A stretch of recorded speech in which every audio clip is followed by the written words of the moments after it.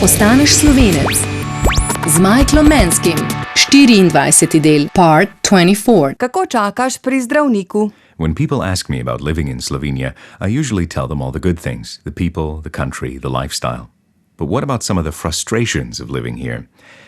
I'm pretty sure that waiting for a doctor is in the top 10, top 5, top 3. All right, the top 1.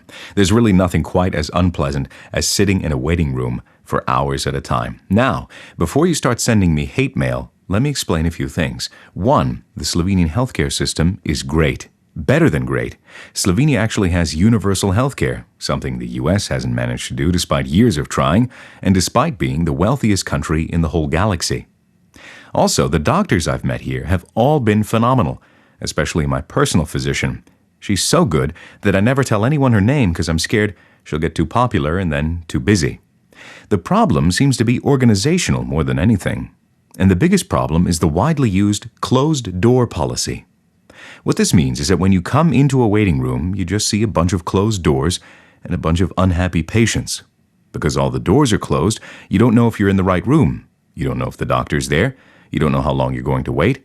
The only thing you do know is that you shouldn't knock, because signs everywhere say, in capital letters and in bold, ne trkajte, don't knock. However, everyone ignores the signs and knocks anyway because, it's impossible to resist. This is what happens every single time I go into a waiting room. Dober dan. Dan. Sem prav, je tukaj dr. Novak? Ne vem. Ne vem, če je. Tukaj sem že od 6, pa ga še nisem videl. Mogoče je na terenu. Aha.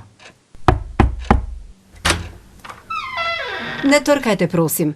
Gospa, jaz bi samo preveril, če sem prav. Gospa, čakam že 5 ur Je tukaj dr. moram Novak? malo po otroke in res več Gospa, nimam časa tu sedeti. maternica je rekla, da sem nujni primer in da bi morala priti čim prej na vrsto. Je tukaj dr. Je Novak? tukaj doktor Manojlović? Doktor Novak je danes na terenu. Kdaj pa bo nazaj? Pride čez 1 uro. Super. V redu. Kje pa je doktor Manojlović? Samo potem ima doktor Novak malico. Ok. Katera pisarna je In doktor potem pa gre Manojlović? spet na teren. Vas bomo poklicali, ko bo nazaj. Gospa? Imam napotnico za doktor Manojlović, ampak ne vem, kje je. Ne trkajte več. Then the next person comes and the battle repeats. All day, every day, always and forever. It's so strange because patients hate it, nurses hate it, but nothing's done about it. The doors stay closed, the signs stay up, people knock, and nurses get angry. I honestly don't know how nurses keep from going crazy. This doesn't happen in the United States for one simple reason. Nurses usually sit in a glass booth right when you come in. You can see them.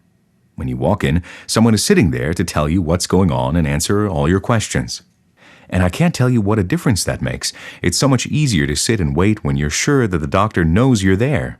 I mean, you do wait in the United States to see a doctor, but you don't have to wait for a closed door to open and then mob a nurse with 5 other people at the same time, each of you talking at once.